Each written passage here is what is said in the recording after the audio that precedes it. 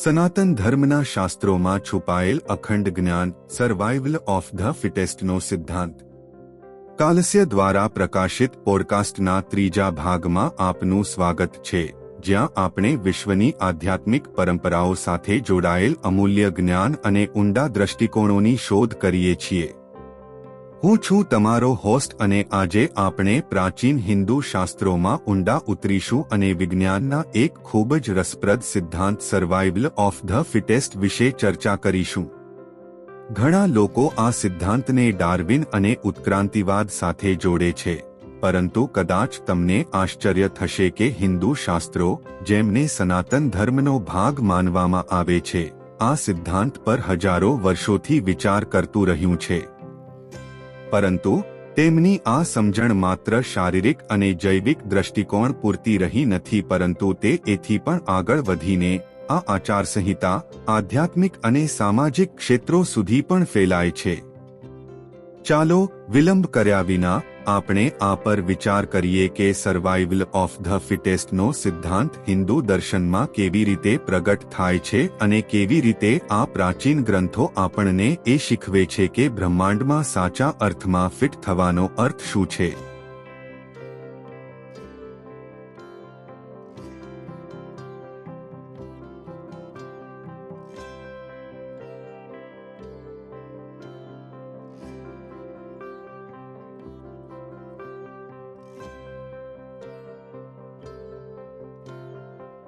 Segment 1.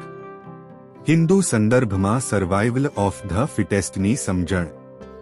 Survival of the ફિટેસ્ટનો જે સિદ્ધાંત આપણે સામાન્ય રીતે સમજીએ છીએ કે ડાર્વિનના કારણે, તે આ વિચારોને દર્શાવે છે કે અસ્તિત્વના સંઘર્ષમાં જે જીવ તેમની આસપાસની પરિસ્થિતિ માટે સૌથી યોગ્ય હોય છે, તે જ જીવ બચવાની અને પુનરાવૃત્તિ એટલે કે પ્રજનન દ્વારા પેઢી સંવર્ધન કરવાની વધુ શક્યતાઓ ધરાવે છે. પરંતુ હિન્દુ દર્શનના સંદર્ભમાં શાસ્ત્રો ફિટનેસને વ્યાપક અર્થમાં સમજાવે છે. આ માત્ર શારીરિક અસ્તિત્વ વિશે જ નથી, પરંતુ આચારિક શક્તિ, આધ્યાત્મિક વિકાસ અને બ્રહ્માંડના નિયમો, જેને આપણે ધર્મ કહીએ છીએ, તેની સાથે સંકલનપૂર્વક જીવવાની સમજણ પણ છે. હિન્દુ વિચારસરણીમાં ફિટનેસમાં ધર્મ, સત્ય અને મોટા હેતુ માટે બલિદાન આપવાની ઈચ્છા જેવા ગુણો શામેલ છે. આ ગુણો એક વ્યક્તિને કે પછી એક સમાજને બ્રહ્માંડના નિયમો સાથે સામંજસ્ય સાધીને અનુસરવા માટેની પરવાનગી આપે છે, જેથી માત્ર અસ્તિત્વ જ નહીં, પરંતુ આધ્યાત્મિક વિકાસ પણ એમાં જ સુનિશ્ચિત થાય છે.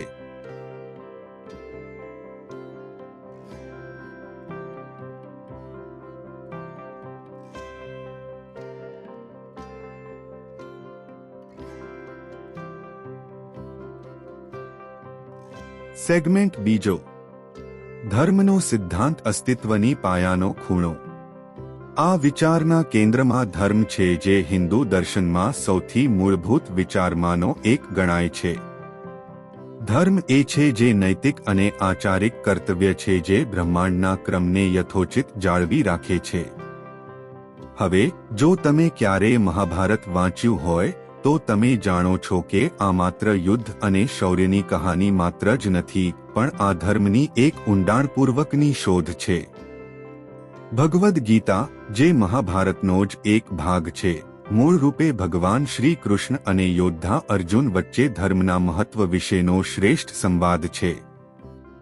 ગીતામાં ભગવાન શ્રી કૃષ્ણ અર્જુનને કુરુક્ષેત્રની લડાઈમાં ભાગ લેવા માટે પ્રેરિત કરે છે, પરંતુ આ માત્ર યુદ્ધમાં જવા વિશે જ નથી, આ ધર્મને જાળવવા વિશે છે.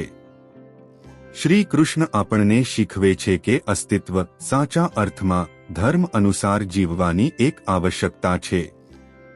મહાભારતમાંથી ઉદાહરણ.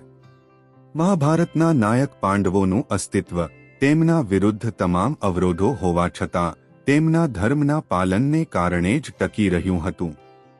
જ્યારે તેઓ જંગલમાં નિર્વાસિત થયા હતા અને કઠિન મુશ્કેલીઓનો સામનો કરી રહ્યા હતા, ત્યારે પણ તેમણે ધર્મ પ્રત્યેની પોતાની પ્રતિબદ્ધતાને નિષ્ઠાપૂર્વક રીતે જાળવી રાખી. આ નૈતિક ફિટનેસ જ અંતે તેમની વિજય અને તેમના રાજ્યમાં વ્યવસ્થાની પુનઃસ્થાપનાનો પાયો બની હતી.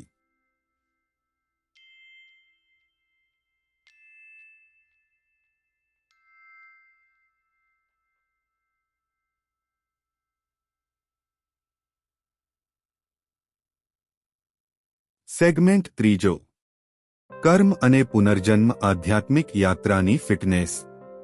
અસ્તિત્વના આ વિચારનું એક અન્ય મહત્વપૂર્ણ પાસું છે કર્મનો સિદ્ધાંત. આપણા કાર્યો અને તેના દ્વારા ઉપાર્જિત પરિણામો અને પુનર્જન્મ, જે જન્મ, મૃત્યુ અને પુનર્જન્મના ચક્રનો જ એક અગત્યનો ભાગ છે. હિન્દુ ધર્મમાં આત્માને સતત પુનર્જન્મના ચક્રમાંથી પસાર થવાનું માધ્યમ માનવામાં આવે છે અને કાર્યોની ગુણવત્તા અથવા કર્મ ભવિષ્યના જીવનની પરિસ્થિતિઓને નિર્ધારિત કરે છે. તો જ્યારે આપણે અહીં ફિટનેસની વાત કરીએ છીએ ત્યારે આપણે એવી કોઈ વસ્તુ વિશે વાત કરી રહ્યા છીએ જે અનેક જીવન સુધી અવિરતપણે ફેલાયેલું છે. ધર્મના અનુસાર જીવતા અને સારા કર્મો કરતા લોકો સારા કર્મને પામે છે, જે આગળના જીવનમાં એક સારું પુનર્જન્મરૂપી ફળ આપે છે. આ રીતે કોઈનું અસ્તિત્વ માત્ર એક જીવનમાં સીમિત હોતું નથી, પરંતુ તે આધ્યાત્મિક વિકાસની એક વિશાળ યાત્રાનો એક ભાગ માત્ર હોય છે. ઉપનિષદોમાંથી ઉદાહરણ. કઠોપનિષદમાં આપણે એક નાના બાળક નચિકેતાની વાર્તા સાંભળીએ છીએ. આ બાળક પરમ સત્ય, જે બ્રહ્મ છે, ની શોધ અને તેને અનુસરણ કરી નચિકેતાએ પોતાની આધ્યાત્મિક સુરક્ષા અને વિકાસને સુનિશ્ચિત કર્યો. તેની ફિટનેસ શારીરિક શક્તિ દ્વારા નહીં, પરંતુ આધ્યાત્મિક અનુપમતા અને નૈતિક પૂર્તિ દ્વારા દર્શાવાય છે એવા ગુણો કે જે શારીરિક મૃત્યુને પણ પાર કરી જાય છે.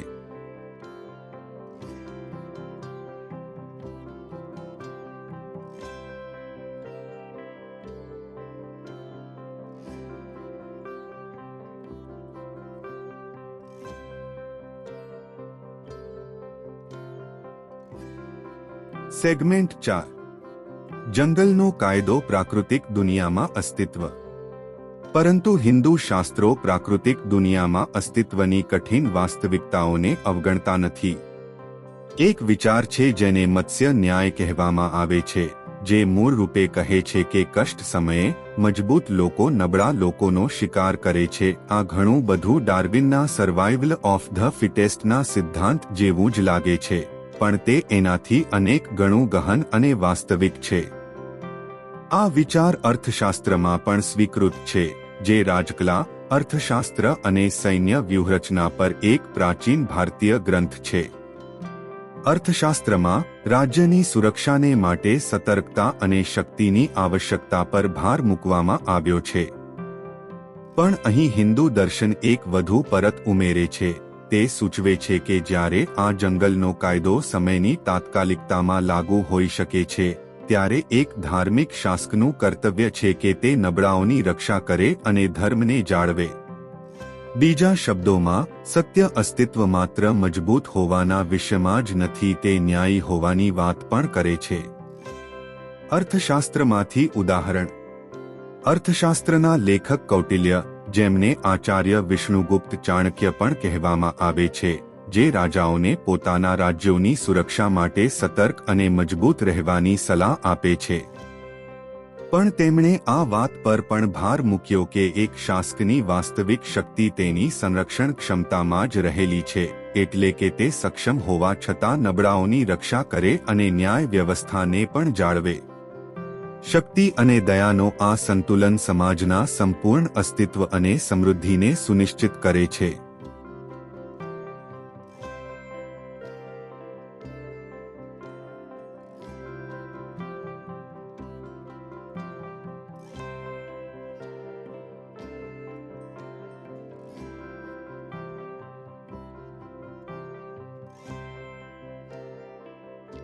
સેગમેન્ટ 5, યજ્ઞ બલિદાનનો સિદ્ધાંત અને સામૂહિક અસ્તિત્વ.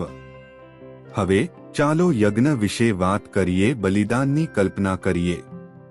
હિન્દુ દર્શનમાં યજ્ઞ માત્ર એક અનુષ્ઠાન પૂરતું જ નથી, તે સર્વજીવની પરસ્પર સંકળાયેલા હોવાના સૂચક તરીકે સ્થાપિત છે.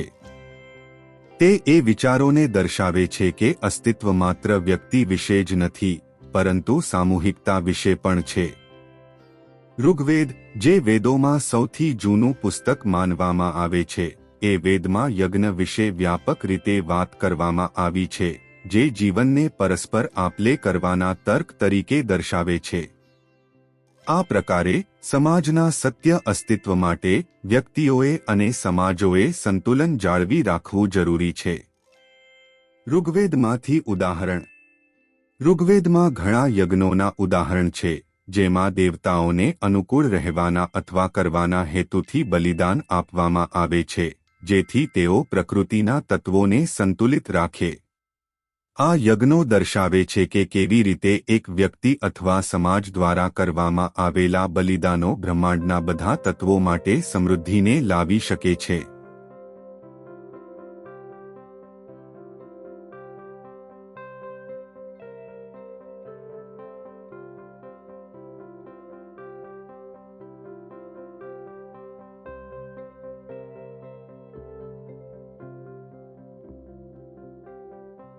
સેગમેન્ટ 6. વર્ણ વ્યવસ્થા સમાજમાં યોગ્ય વ્યક્તિઓના કીર્તન. ચાલો હવે આપણે એક અને અન્ય વિવાદાસ્પદ પણ અગત્યના વિષય પર જઈએ. વર્ણ વ્યવસ્થા. આ સમાજની કડીઓએ કેવી રીતે પ્રાચીન ભારતીય સમાજના તંત્ર અને ફિટનેસની કલ્પનાઓને સમજવામાં મદદ કરે છે તે જુઓ. વર્ણ વ્યવસ્થા એટલે કે 4 મુખ્ય વર્ગો બ્રાહ્મણ, ક્ષત્રિય, વૈશ્ય અને શૂદ્ર પર આધારિત આ વ્યવસ્થા હતી, જેમાં દરેક વર્ણને સમાજમાં એક ખાસ ભૂમિકા અને કર્તવ્ય આપવામાં આવ્યા હતા.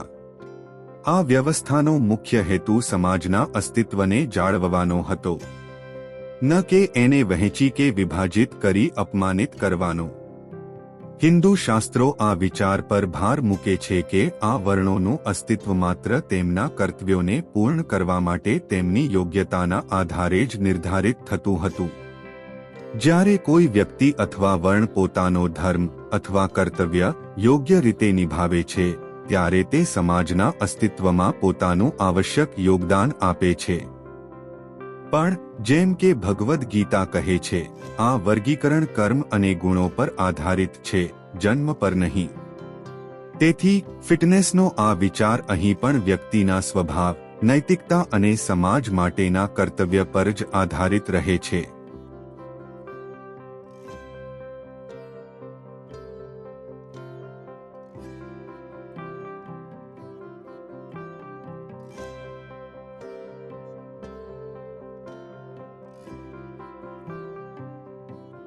ઉપસંહાર. હાલના સમયની ફિટનેસની વ્યાખ્યા. જેમ કે આપણે જોયું, હિન્દુ શાસ્ત્રોમાં સર્વાઇવલ ઓફ ધ ફિટેસ્ટનો સિદ્ધાંત માત્ર જૈવિક ફિટનેસ સુધી જ મર્યાદિત નથી. તે નૈતિકતા, ધર્મ અને સામૂહિક અસ્તિત્વના સિદ્ધાંતો સાથે ઊંડો સંબંધ ધરાવે છે. આ અમને શીખવે છે કે સત્ય ફિટનેસ માત્ર શારીરિક શક્તિ કે બુદ્ધિ વિશે નથી, તે ધર્મ પ્રમાણે જીવન જીવીને, સમાજમાં યોગદાન આપીને અને ઊંચા હેતુ માટે બલિદાન આપીને સાચવવા વિશે છે. તો જો આપણે આ પ્રાચીન જ્ઞાનને આજના સમયમાં લાગુ કરવા માંગીએ છીએ, તો આપણે આ યાદ રાખવું જોઈએ કે વાસ્તવિક ફિટનેસ માત્ર પોતાનું અસ્તિત્વ જાળવવા પૂરતું જ નથી, પરંતુ તે નૈતિક અને આધ્યાત્મિક મૂલ્યોને અનુસરવા માટેની પ્રક્રિયા છે, જે સમાજ અને બ્રહ્માંડના દરેક જીવન માટે લાભકારી છે. આ વિચાર સાથે હું આજના પોડકાસ્ટને વિરામ આપું છું. આશા રાખું છું કે આ ચર્ચાએ તમને હિન્દુ શાસ્ત્રોના ઊંડાણ અને સમૃદ્ધ પરંપરાઓમાં નવી દ્રષ્ટિ આપી હશે. આગામી વખતે આપણે ફરી એક રસપ્રદ વિષય પર ચર્ચા કરશું. ત્યાં સુધી ધ્યાન રાખો અને ધર્મના માર્ગ પર ચાલવા પ્રયાસ કરો. કાલસ્ય દ્વારા પ્રસારિત પોડકાસ્ટના 3જા ભાગને સાંભળવા બદલ આભાર. જો તમને આ એપિસોડ ગમ્યો હોય તો કૃપા કરીને તેને શેર કરો અને અમને તમારો પ્રતિસાદ આપો. અમારો અગલો એપિસોડ જલ્દી જ આવશે. ત્યાં સુધી નમસ્કાર. અગત્યની સૂચના: આ પોડકાસ્ટ માટેના વિષય વસ્તુ અને લેખનનું સંપૂર્ણ કાર્ય કાલસ્ય ટીમના ક્રિએટિવ રાઇટિંગ હેડ સુલતાન સિંહ દ્વારા કરવામાં આવ્યું છે.